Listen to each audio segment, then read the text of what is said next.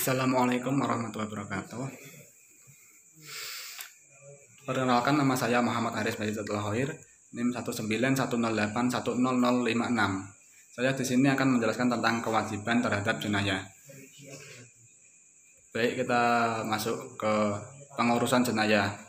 Yang pertama itu kita tahu pengurusan jenayah itu ada 4M. Yang pertama memandikan jenayah, yang kedua mengkafani jenayah, yang ketiga mensolatkan jenayah, yang keempat menguburkan jenayah. Kita masuk yang pertama, yaitu memandikan jenayah. Orang yang berhak memandikan jenayah, yang pertama itu jenayah laki-laki harus dimandikan kaum laki-laki atau mahramnya. Kalau jenayah perempuan dimandikan kaum perempuan atau mahramnya. Lalu untuk petugas yang memandikan jenayah adalah orang yang dapat dipercaya dan dapat menjaga rahasia si mayit. Untuk persiapan memandikan jenayah, beberapa hal yang harus dipersiapkan diantaranya yaitu yang pertama air bersih untuk memandikan jenayah, yang kedua sabun mandi, sampo jika diperlukan, yang ketiga handuk atau kain untuk mengusap air setelah dimandikan, yang keempat kapur barus atau bahan lainnya untuk mengusir serangga dari mayat, yang kelima kursi atau peralatan yang lain jika mayat dipangku, yang keenam kain kafan dan kain penutup aurat mayat, yang ketujuh sarung tangan, yang kedelapan tempat yang tertutup dengan tabir supaya mayat itu tidak dilihat oleh khalayak umum saat dimandikan.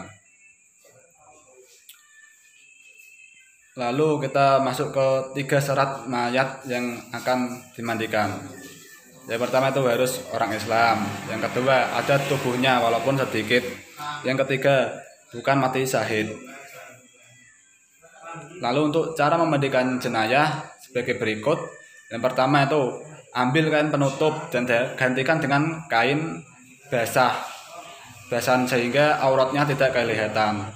Mandikan jenayahnya itu di tempat tertutup. Lalu pakailah sarung tangan dan bersihkan segala kotoran si jenayah tadi. Setelah sarung tangan dibuat untuk membersihkan, kita ganti sarung tangan yang baru dan bersihkan seluruh badannya dan tahan perutnya perlahan-lahan. Setelah itu tinggikan kepalanya agar air tidak mengalir ke kepala. Jadi kepalanya ditinggikan sedikit supaya saat ada penyiraman air tidak masuk ke kepala. Lalu selanjutnya masukkan jari tadi sudah dibalut dengan kain untuk masukkan ke mulut si mayit dan menggosok giginya. Setelah menggosok giginya kita bersihkan hidungnya. Setelah kita bersihkan gosok gigi, bersihkan hidung, membersihkan kotoran, kita wudhukan si mayit seperti wudhu untuk sholat wudhukannya. Nah, setelah diwudhukan, siram air ke seluruh tubuh. Yang sebelah kanan dahulu, kemudian sebelah kiri. Siramkan air ke tubuhnya si mayat tadi, kanan lalu sebelah kiri. Selanjutnya mandikan jenayah dengan air sabun dan yang terakhir dicampur dengan wangi-wangian. Yang selanjutnya perlakukan jenayah dengan lembut ketika membalik dan menggosok anggota badan atau anggota tubuh si mayat.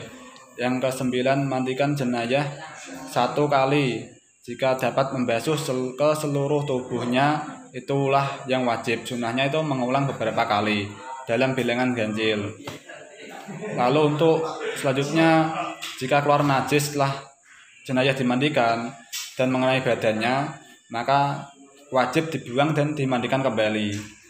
Akan tetapi jika keluar najisnya itu sudah ditaruh di kain kafan, cuma najisnya dibuang saja, tidak perlu dimandikan.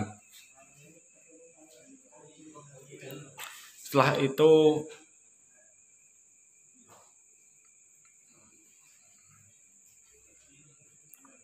masuk ke mengkafani, langsung jenayah yang tidak mungkin dimandikan. Jenayah yang kondisinya tidak mungkin untuk dimandikan itu cukup ditayamumkan. Seperti yang pertama, untuk tayamum itu caranya tebahkan tangan dengan debu suci yang biasanya menempel di dinding atau kaca. Cukup sekali, kemudian diusapkan pada muka dan kedua ujung tangan sampai pergelangan. Yang kedua itu bagi wanita yang meninggal di lingkungan pria atau pria yang meninggal di lingkungan wanita, sedangkan orang yang berjenis kelamin sama tidak ada, maka cukup ditayamumkan. Dan orang yang menayamumkan itu wajib memakai sarung tangan atau kain pelapis. Selanjutnya masuk ke yang kedua, yaitu mengkafani jenazah, proses yang kedua. Lalu ketentuan dalam mengkafani jenazah. Kain kafannya itu sekurang-kurangnya 1 lapis kain yang menutupi seluruh bagian badannya dan dilakukan dengan sempurna. Lalu untuk jenazah laki-laki itu berlapis 3, sedangkan perempuan itu disunahkan berlapis 5. Kain kafan diusahakan berwarna putih. Lalu larangan berlebihan dalam mengkafani jenazah.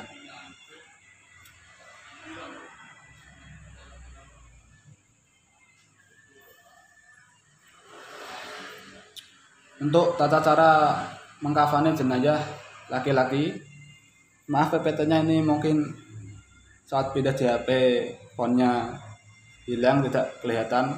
Cara untuk mengkafani jenazah laki-laki hampir mirip dengan jenazah perempuan. Kita langsung seperti susunlah kain kafan yang sudah dipotong. Kalau laki-laki itu dipotong 3 kali. Letakkan di atas kain kafan lalu ditaburi wangi-wangian. Setelah itu tutuplah lubang-lubang yang mungkin akan mengeluarkan kotoran, ditutup dengan kapas. Setelah itu ditutup dengan kapas, kita bungkus lembar kain demi kain sampai 3 lembar, yang kanan itu di atas. Setelah itu ikat tali, bisa 3 atau 5. Ikatlah dengan tali sisa tadi kain kafan yang sudah dipotong. Lalu setelah dimasukkan ke liang lahat, ikatan talinya itu harus dilepas. Kalau untuk jenazah perempuan itu ada perbedaan. Yang pertama itu susunlah kain kafan yang sudah dipotong, angkatlah jenazah dengan kain keadaan tertutup. Letakkan di atas kain kafan lalu taburi wangian. Selanjutnya tutup lubang yang mungkin masih mengeluarkan kotoran dengan kapas. Lalu tutup kain pembungkus pada kedua pahanya. Lalu pakaikan sarung, cukup disobek atau tidak perlu dijahit. Lalu pakaikan kurungnya. Cukup disobek, tidak perlu dijahit. Lalu dandanilah rambutnya 3 dandanan dan jalurkan ke belakang. Setelah itu pakaikan tutup kepala atau kerudung. Yang terakhir membungkusnya dengan lembaran kain terakhir dengan cara mempertemukan kedua ujung kain kiri dan kanan lalu digulung ke dalam. Setelah itu ikatlah dengan tali yang sudah disiapkan sebelumnya di bawah kain kafan. Lalu setelah dimasukkan ke liang lahat, talinya itu nanti dilepaskan. Talinya 3 atau 5 juga. Lalu untuk menyolatkan jenazah, kita masukkan menyolatkan. Syarat sholat jenazah: badan, pakaian, dan tempat sholat harus bersih dari najis, suci, hadas, menghadap kiblat, dan menutup aurat. Lalu sholat jenazah, setelah jenazah selesai dimandikan dan dikafani. Lalu jenazah diletakkan menghadap kiblat di depan orang yang menyolatkan, kecuali kalau sholat gaib dan lalu jenazahnya ada di depan yang menyolatkan. Lalu masuk ke rukun sholat jenazah. Yang pertama ada niat, kedua berdiri, ketiga membaca takbir sebanyak 4 kali. Takbir pertama membaca surat Al-Fatihah, takbir kedua membaca surat Nabi Muhammad SAW, takbir ketiga membaca doa untuk jenazah. Setelah itu salam. Takbir yang keempat juga tadi ada doa, setelah itu salam. Untuk cara melaksanakan sholat jenazah, jenazah diletakkan di depan jamaah setelah sholat jenazah. Kalau jenazah laki-laki itu imam sejajar dengan kepala si mayit. Sedangkan kalau jemaah perempuan, imam itu sejajar dengan perut jenazah. Setelah itu imam mengatur shaf dan memberi perintah untuk meluruskan. Lalu takbiratul ihram, takbir yang pertama diteruskan membaca surat Al-Fatihah. Setelah itu takbir kedua dan diteruskan membaca sholawat Nabi Muhammad SAW. Lalu takbir yang ketiga dilanjutkan doa. Doa yang pertama itu kalau laki-laki itu menggunakan dhamir hu, seperti Allahumma firlahu warhamhu wa'fu anhu. Kalau perempuan itu dhamir ha, Allahumma firlaha warhamha wa'fu anha. Kalau kemudian takbir yang keempat itu membaca doa yang kedua, Allahumma la tahrimna ba'dahu wa la taftinna ajrahu wa la waghfir lana walahu. Setelah itu selesai takbir keempat, lalu salam, menoleh ke kanan dan ke kiri. sambil mengucap Assalamualaikum warahmatullahi wabarakatuh. Assalamualaikum warahmatullahi wabarakatuh. Nah, setelah kita sholatkan, kita masuk ke menguburkan jenayah.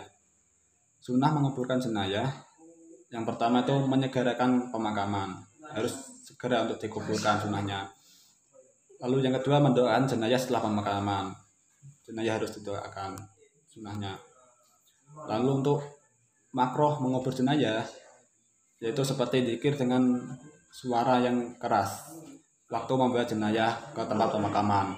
Lalu membaca jenayah membawa jenayah dengan iringan api, itu juga makruh. Lalu menyebar uang recehan di tengah perjalanan menuju pemakaman, itu juga makruh. Yang selanjutnya duduk sebelum jenayah diletakkan dalam kubur, makruh. Lalu cara menguburkan jenayah itu dengan cara menggali kubur kurang lebih 2 meter. Jenayah dimasukkan ke liang lahat dengan posisi miring ke kanan dan menghadap kiblat. Bagian depan dan belakang diganjal dengan tanah. Melepaskan semua tali dari kain kafan jenayah setelah liang lahat. Setelah itu, di atas jenayah diberi kayu atau papan untuk menahan tanah, jadi tidak langsung tertimpa tanah jenayahnya. Lalu mendoakan dan memohon ampunan bagi jenayah semasa hidupnya. Setelah dimakamkan, dipandang, lalu didoakan oleh yang pengiring jenayah tadi. Selanjutnya hal-hal yang disegerakan setelah mengubur jenayah. Yang pertama, menyelesaikan biaya penguburan jenayah, seperti biaya pemandian tadi untuk jenayah, lalu pembelian kain kafan, lalu pembiayaan untuk yang menggali kubur, itu harus diselesaikan, juga dibayar. Lalu untuk menyelesaikan hutang-hutang jenayah, seperti hutang kepada Allah, seperti belum menunaikan sholat atau puasa, bisa disauri oleh ahli warisnya. Lalu kalau hutang kepada manusia seperti uang beberapa rupiah atau suatu benda lain, itu juga bisa diambil alih oleh ahli warisnya supaya jenayahnya tidak mempunyai tanggungan lagi di dunia. Nah, itu tadi tentang kepengurusan jenayah, kewajiban untuk mengurus jenayah. Semoga tadi bermanfaat. Terima kasih. Wassalamualaikum warahmatullahi wabarakatuh.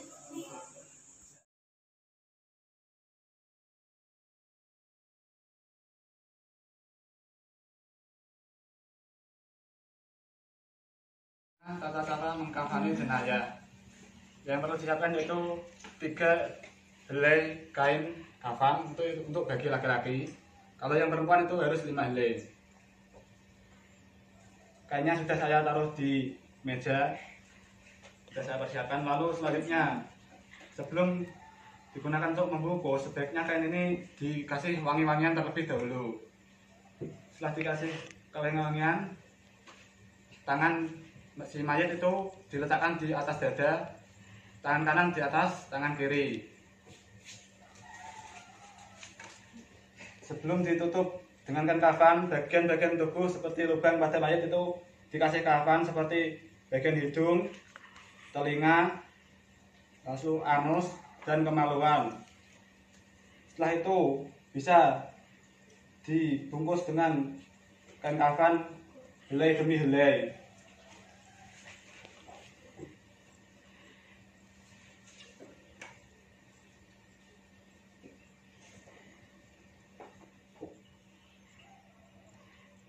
Kalau sudah dibuat membungkus menggunakan kain kafan, nanti kain penutup bisa disingkirkan.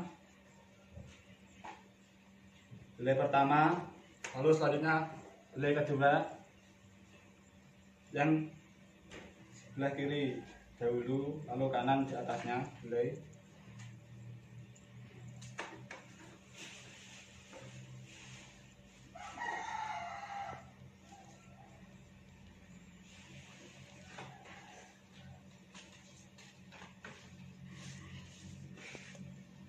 Setelah dibungkus dengan kain kafan, selanjutnya diikat, bisa 3 atau 5 ikatan. Kalau 3 bisa di sini di ujung kepala, bisa menggunakan turahan dari kain kafan ini.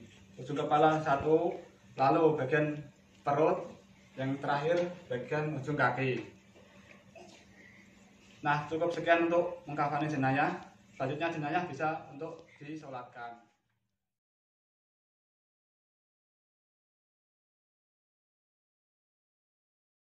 Sholli ala hadzal mayyit arba'a takbiratin fardhan kifayati lillahi ta'ala. Allahu akbar. Bismillahirrahmanirrahim. Alhamdulillahi rabbil alamin. Arrahmanir rahim. Malik yaumiddin. Iyyaka na'budu wa iyyaka nasta'in. Ihdinas siratal mustaqim. Siratal ladzina an'amta 'alaihim ghairil maghdubi 'alaihim waladdallin. Amin. Allahu akbar. Allahumma sholli ala sayyidina Muhammad wa ala ali sayyidina Muhammad. Allahu akbar. Allahumma fir lahu warhamhu wa'afi wa'fu anhu. Allahu akbar. Allahumma la tahrimna ajrahu wa la taftinna ba'dahu waghfir lana wa lahu. Assalamualaikum warahmatullahi wabarakatuh. Assalamualaikum warahmatullahi wabarakatuh.